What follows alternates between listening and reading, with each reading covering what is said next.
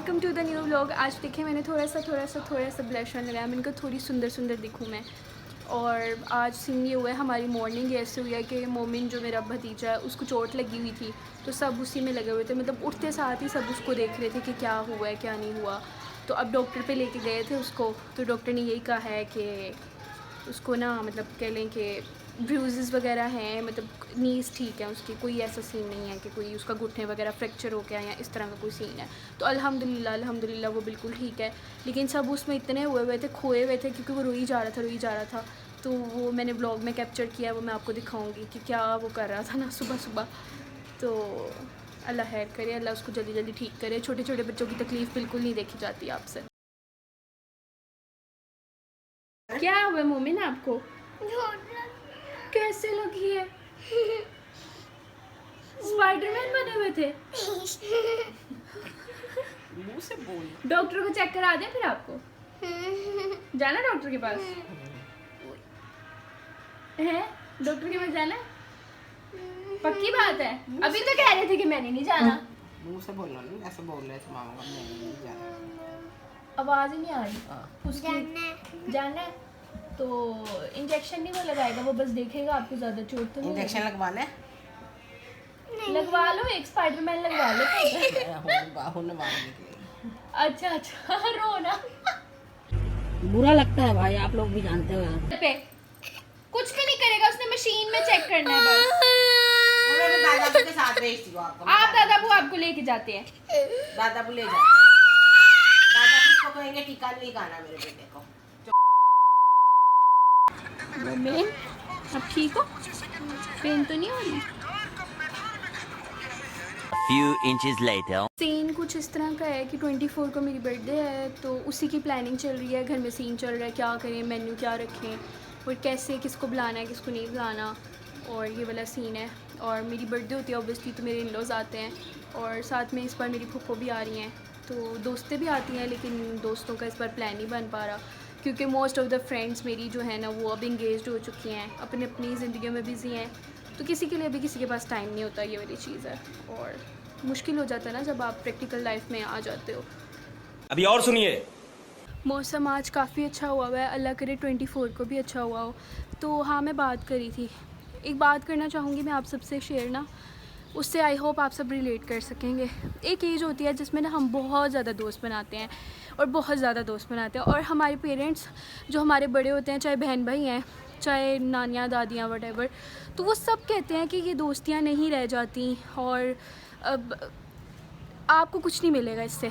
क्योंकि वो उस टाइम पे वो जो एज होती है ना हमारी कॉलेज की, स्कूल की, हम क्या करते हैं, हम अपनी फैमिली को भी इग्नोर करके ना अपने फ्रेंड्स को टाइम देते हैं, उनके लिए वो चीज़ें कर जाते हैं। मैं एज़ अ फ्रेंड मैंने अपनी दोस्तों के लिए ऐसी चीज़ें की हैं जो मतलब नॉर्मल नहीं होती। आप करते हो, बहुत ज़्यादा करते हो। मेरे दोस्त, कुछ दोस्त बहुत अच्छे हैं, उन्होंने भी मेरा बहुत साथ दिया है। मैं ये नहीं कह रही कि दोस्ती ख़राब चीज़ है या दोस्ती में मुझे यकीन नहीं है या मेरे दोस्तों के साथ बैड एक्सपीरियंस रहे।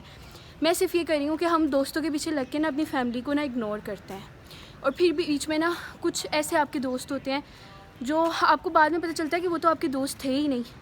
क्योंकि जब आपका कोई सिचुएशन इस तरह की होती है ना, ऐसे वाले हालात हो जाते हैं आपके, तो यही दोस्त होते हैं जो कभी आपसे बात नहीं करते, जिनको पता नहीं होता कि आपकी ज़िंदगी में क्या चल रहा है। हाँ, आजकल टाइम ऐसा है कि सबकी ज़िंदगी में मसले चल रहे हैं और बहुत ज़्यादा मसले चल रहे हैं। हम ये नहीं कह सकते कि अगर मेरी ज़िंदगी में मसले हैं तो किसी की ज़िंदगी में और मसले नहीं हैं। लेकिन क्या कहते हैं, communication is the key. At least आपको बात करनी चाहिए एक दूसरे से। अगर आपने दोस्ती की है तो दोस्ती का मतलब ये है कि आपने निभानी है, ये नहीं कि दिल किया बात कर ली, दिल नहीं किया तो नहीं की, और बाद में हम उसको एज एक्सक्यूज़ यूज़ करें कि भाई मैं तो परेशान था। आप किसी को इग्नोर करो, आप किसी से बुरे तरीके से बात करो, गुस्से से बात करो, बदतमीज़ी करो, और फिर कहो कि भाई मैं फ्रस्ट्रेटेड था, मुझसे गलती हो गई। आप इस चीज़ को किसी भी तरीके से ना आप डिफ़ाइन नहीं कर सकते, या कह लो कि जस्टिफाई नहीं कर सकते अपनी बदतमीज़ियों को ना, अपने रूड बिहेवियर को, सिर्फ इस वजह से कि आप परेशान हो, आप डिप्रेस्ड हो, या आपकी ज़िंदगी में मसले चल रहे हैं। ठीक है, मेरी ज़िंदगी में मसले चल रहे हैं, सबकी ज़िंदगी में मसले चल रहे हैं, और मुझे पता है कि जब मैं व्लॉग्स बनाती हूँ तो मैं कैसे मतलब उन चीज़ों को मैनेज करके ना व्लॉग्स बनाती हूँ। क्योंकि आजकल जो हालात हैं हमारे मुल्क के आप सबके सामने हैं, और आपको मतलब बहुत सारे ऐसे लोग हैं जो लीड क्लास से बिलोंग करते हैं और वो भी चीखें मारे हैं इस टाइम के हो क्या रहा है उनके साथ। लोगों के बिजनेसेस कह लें कि ख़त्म हो चुके हैं। अच्छा, ये वाला पॉइंट हम फिर कभी इस पर बात करेंगे। अभी मैं दोस्ती के हवाले से बात कर रही थी। तो ऐसा नहीं होता, अगर आप किसी से दोस्ती करते हैं तो उस दोस्ती को आखिरी दम तक निभाएं। अगर आपने दोस्ती की है और अगर आप नहीं निभा सकते ना, तो उस जो आपका रिलेशनशिप है ना, उसको आप दोस्ती का नाम मत दें, क्योंकि दोस्ती अपने आप में एक बहुत खूबसूरत रिश्ता है, सब रिश्तों से अफजल है।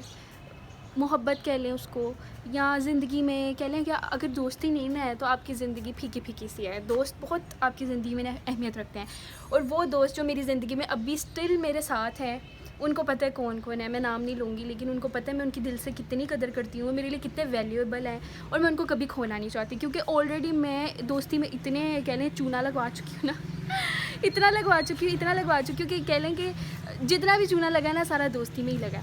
तो ये वाली चीज़ है। तो आप अगर किसी को दोस्त बनाते हैं तो आखिरी दम तक अपनी दोस्ती निभाएं। अपने दोस्तों पे चेक रखें कि वो ठीक हैं, वो कैसे हैं, और आपकी ज़िंदगी में मसले हैं, दूसरे की ज़िंदगी में मसले हैं, आपस में कम्युनिकेट करें। और इस तरह से मत करें कि ज़िंदगी के आपने 5-6 साल साथ गुजारे हो, 10 साल साथ गुजारे हो, और एंड पे आके आपकी दोस्तियाँ उस मोड़ पे टूटें कि जहाँ आपका दिल ही ना करे उस बंदे से बात करने का। ऐसे हालातों में मत लेके जाएं अपने रिलेशनशिप को, दोस्ती को, और दोस्ती निभाएं। बस यही मेरी बिग बात थी कि आप अपनी फैमिली को भी टाइम दें। दोस्तों के पीछे लग के, ये जो एक एज होती है ना, एक टीन एज होती है, इसमें ये चीज़ आपको कभी भी समझ नहीं आती। मैं भी थी, आई एम द वन जिसे नहीं समझ आती थी। बहुत लोग समझाते थे, समझ नहीं आती थी। मैं कहती थी नहीं, मेरे दोस्त अलग हैं, मेरे दोस्त ऐसे नहीं हैं, मेरे दोस्त ऐसे नहीं कर सकते। लेकिन जब आपकी ज़िंदगी ऐसे मोड़ पे आती है ना कि जब आपको खुद ही नहीं समझ आ रहा होता कि आपकी ज़िंदगी में हो क्या रहा है, तो बहुत कम आपके पास ऐसे लोग होते हैं, कह लें कि बहुत कम, जो आपको वाकई सही रास्ता हाथ पकड़ के ना चलाते हैं सही रास्ते पे, कि नहीं, तुमने हिम्मत नहीं हारनी, हम तुम्हारे साथ हैं, ठीक है। ये वाली चीज़ होती है। तो अगर आपके पास कोई ऐसा इंसान है तो उसकी दिल से कदर करें, और अपने दिल में बातें मत रखा करें। लेट इट गो, जो भी चीज़ है उसको जाने दें, और जो रह जाएगा वो एंड में आपका है। तो ये वाली चीज़ थी। मैंने कहा ये मैं एक बात मेरे दिमाग में आ रही थी, मैं इसको शेयर करूं, तो इसलिए मैंने आपसे शेयर किया है। और मेरी बाजू इस टाइम थक गई है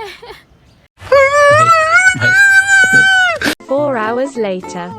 अच्छा, तो गाइस आज फिर मैं बर्गर कॉटेज आ गई हूँ।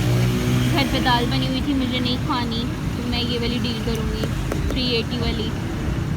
अब हम इसको मंगवाते हैं। उनका लड़का ऑर्डर नहीं लेने आ रहा।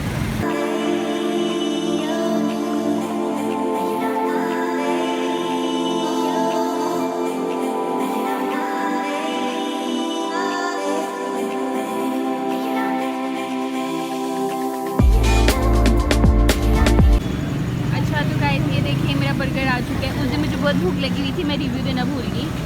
ये हमारा जिंगर बर्गर है, और इसको अब हम खाते हैं, और मुझे बहुत भूख लगी है।